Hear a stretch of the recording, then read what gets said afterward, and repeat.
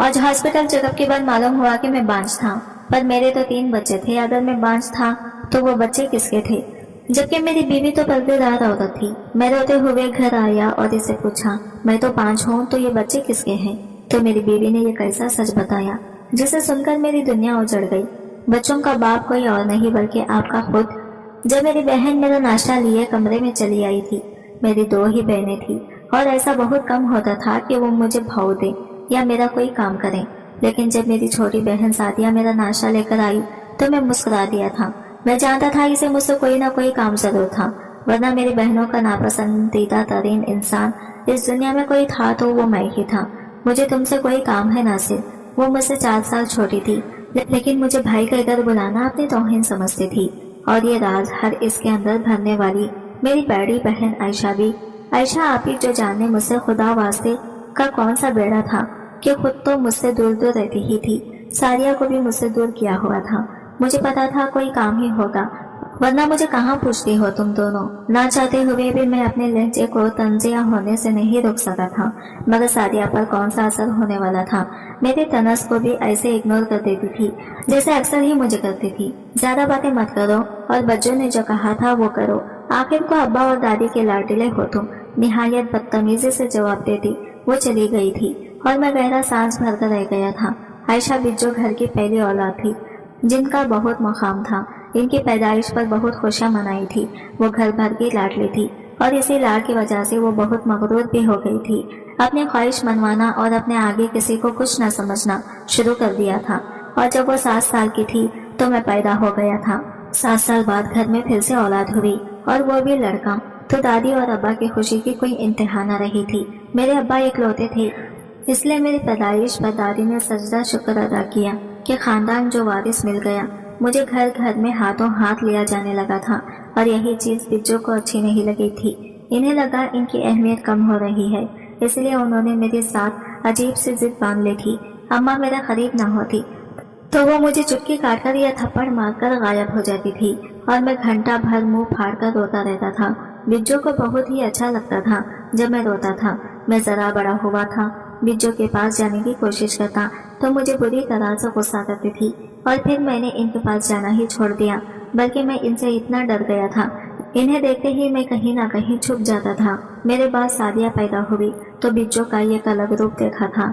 मैंने मुझे मारने और डांटने वाली बिज्जो सादिया को गोद में लिए फिरती थी और मोहब्बत से लोरी सुनाती थी। सादिया अम्मा के पास कम और बिज्जो के पास ज्यादा होती थी।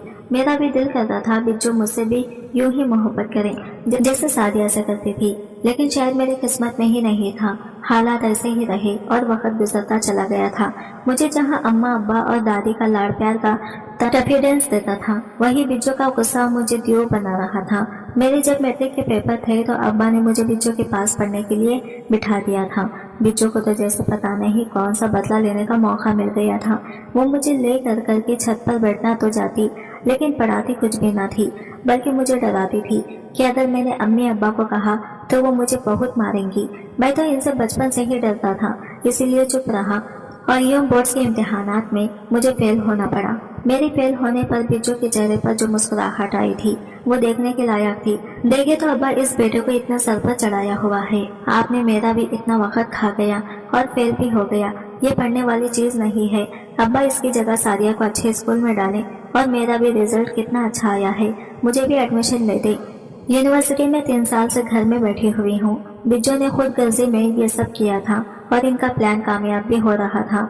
अब्बा ने मुझे महंगे स्कूल में डाला हुआ था, लेकिन जब रिजल्ट अच्छा ना आया था तो अब्बा ने पहली बार मार मारकर मेरा भक्कस बना दिया और फिर मुझे स्कूल से भी निकाल दिया और मोटरसाइकिलों के वर्कशॉप पर काम सीखने के लिए लगा दिया था। जिस स्कूल में मैं पढ़ता था वहाँ अब सादिया जाने लगी थी और बिज्जो का भी एडमिशन अब्बा ने यूनिवर्सिटी में करवा दिया था।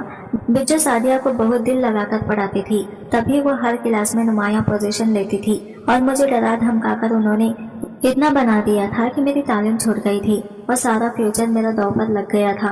वक्त ऐसे ही गुजरता गया और मैं मोटरसाइकिल मैकेनिक बनकर रह गया था। बिज्जो की तालीम मुकम्मल हो गई और एक बहुत बड़े बैंक में वो नौकरी करने लगी थी। सादिया ने भी बोर्ड टॉप किया और अब्बा का सर फखर से बुलंद कर दिया था। अब्बा को बेटियों ने बहुत फखर महसूस करवाया था और मैं किसी खाते में ही नहीं रहा था। मेरी अहमियत घर से बिज्जो खत्म करना चाहती थी, लेकिन मोहब्बत को तो वो कम नहीं कर सकती थी। अब्बा अम्मा और दादी मुझसे वैसे ही मोहब्बत करते थे। आप ही की शादी की बारी आई तो तब भी अब्बा ने मुझे अहम जाना था और साथ लेकर गए थे। लड़का देखने के लिए लड़का हम सबको पसंद आया था और यूँ आप ही की शादी तय हो गई थी। लड़के का नाम साजिद था और वो अब्बा के कोलिया का बेटा था। बहुत धूमधाम से आप ही की शादी तो हो गई, लेकिन आप ही अपनी शादी निभाने की हालत में नहीं लग रही थी। वो तो शादी भी नहीं करना चाहती थी, लेकिन अब्बा की गुड बक्स में रहने के लिए मान गई थी। ससुराल जाते ही इनके आए रात शिकायत मौसूल होने लगी थी। कभी वो सास से बदतमीजी कर जाती तो कभी शौहर को खरी खरी सुना देती थी। वो सबको खुद से नीचे रखना और देखना चाहती थी। एक दिन मैं किसी की गाड़ी ठीक करने के लिए शहर के एक बहुत बड़े होटल में चला गया। मेरे मालिक की वर्कशॉप बहुत बड़ी थी, इसलिए शहर भर से लोग गाड़ियां ठीक करवाने के लिए हमारी ही वर्कशॉप से लड़के बुलाते थे। इस दिन जाने किस्मत को क्या मंजूर था कि मालिक ने मुझे इस होटल में भेज दिया। मैं जब गाड़ी ठीक कर रहा था तो मैंने बिज्जो की गाड़ी को वहां देखा था। इनकी गाड़ी होटल में अभी अभी आई थी। मैं समझा वो साजिद भाई के साथ वहां खाना खाने आई होंगी, लेकिन जब वो गाड़ी से उतरी तो इनके साथ साजिद भाई नहीं बल्कि कोई और ही इंसान था जिसे इससे पहले मैंने देखा था।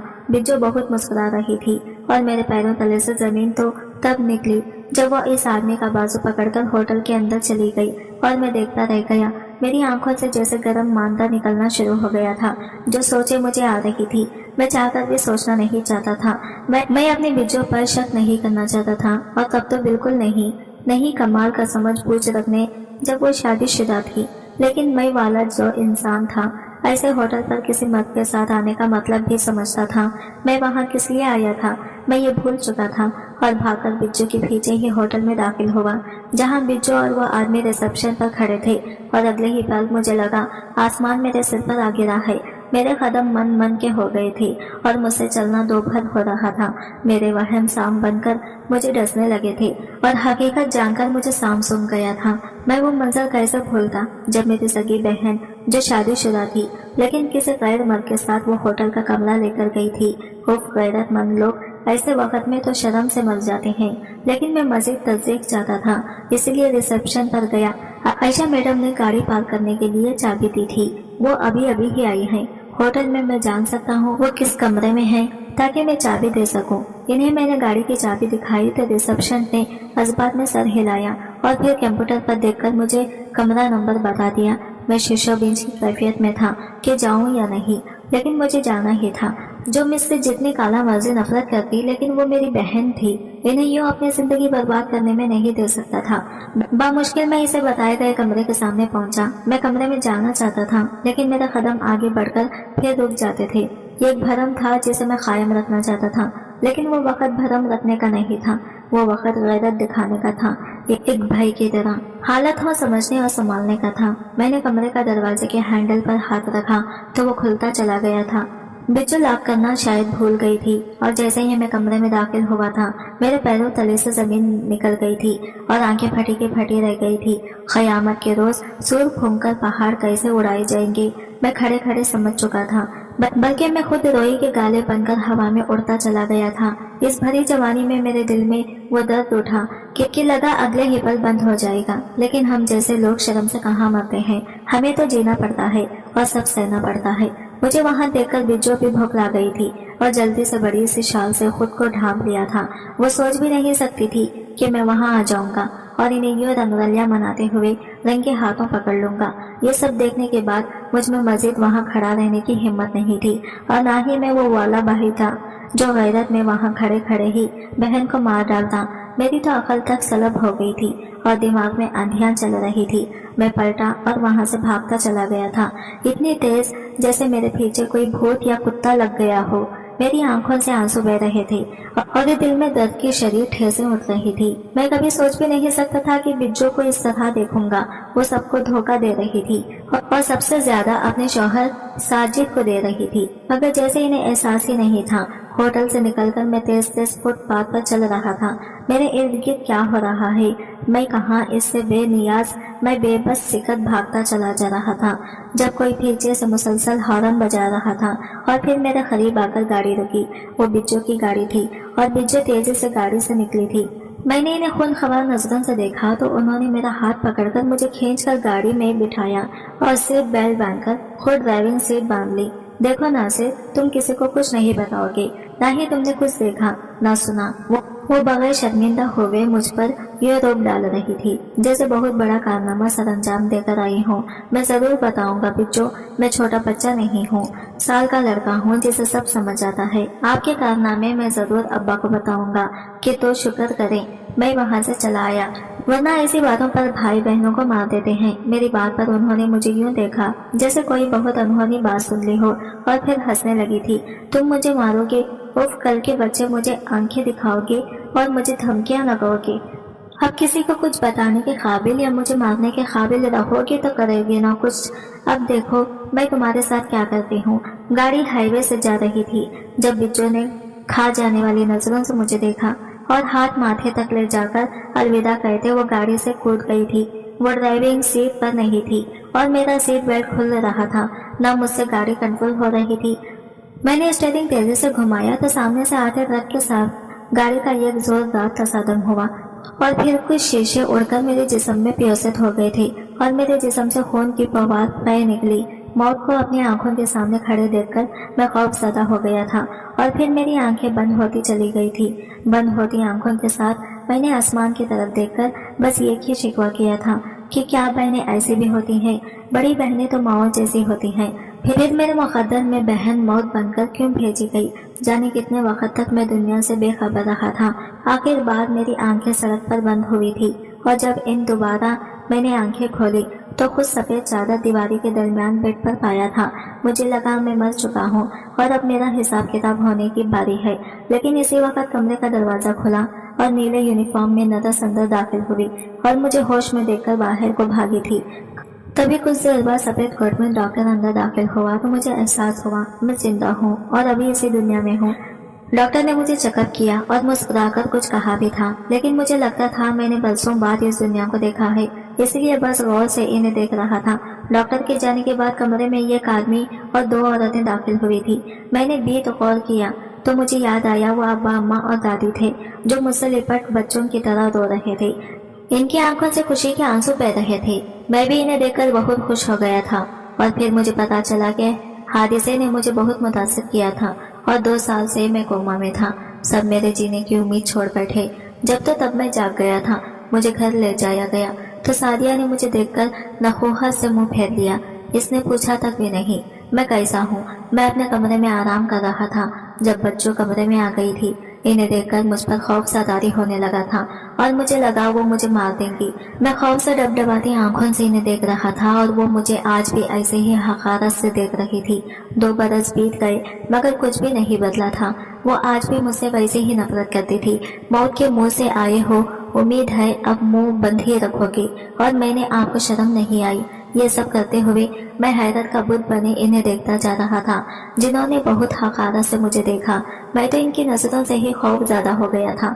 ऐसे ही जब 2 साल पहले हुआ था तो उन्होंने मुझे मार देने की कोशिश की थी, लेकिन आज इनका बांडा फूट गया था। अब बात सब तक ही पहुंचने वाली थी। इसके बावजूद वो बहुत मुतमईन थी।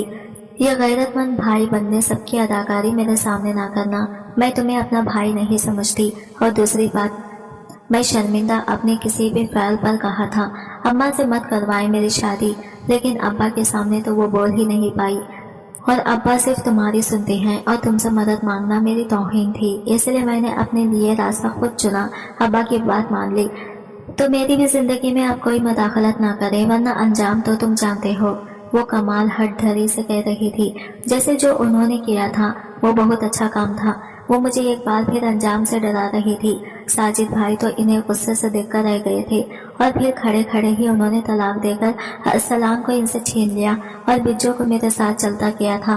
बिज्जो के चेहरे पर अपना घर टूटने की और अपने छोटे से बच्चे से लग होने की जरा सी भी खलश नहीं थी, बल्कि अपना बैग पैक करके वो चलती बनी थी और एक बार भी अपने बच्चे के बारे में नहीं सोचा था। मैंने जमीन पर बिखरी इन तस्वीरों को उठाया जिनमें बिज्जू किसी और मर्द के बहुत करीब नजर आ रही थी और इस मर्द को मैं अच्छे से जानता था। ये वही था जिसके साथ 2 साल पहले मैंने बिज्जू को देखा था, जो इस शख्स के लिए सबको ही धोखा दे रही थी। जाने था कौन وہ ایک ایسی تصویریں تھی کہ آپ بات دیکھ لیتے تو ہارٹ اٹیک سے ہی مر جاتے۔ بجو پر انہیں بہت مان تھا لیکن کسی چیز کی پرواہ نہیں کی تھی۔ میں باہر آیا تو بجو اپنی گاڑی میں ان سامان رکھ رہی تھی۔ ان کی گاڑی سے میری کوئی اچھی یادیں وابستہ نہیں تھی اور نہ میں ان کی گاڑی میں بیٹھنا چاہتا تھا، لیکن مجبوری تھی، مجھے ان کے ساتھ گھر جانا تھا اور راستے میں انہیں سمجھانے کی اپنی سی کوشش میں پھر کرنا چاہتا تھا، چاہے وہ مجھے مار ہی ڈالتی۔ میں جلدی سے گیا اور بجو کے برابر والی سیٹ پر بیٹھ گیا۔ ناگواری سے مجھے دیکھتے بجو نے گاڑی ساجد بھائی کے گھر سے نکال دی تھی۔ بجو ابا یہ سب سنیں گے تو بہت صدمہ لگے گا انہیں، مجھے تو چپ کروا دیا تھا آپ نے، لیکن ساجد بھائی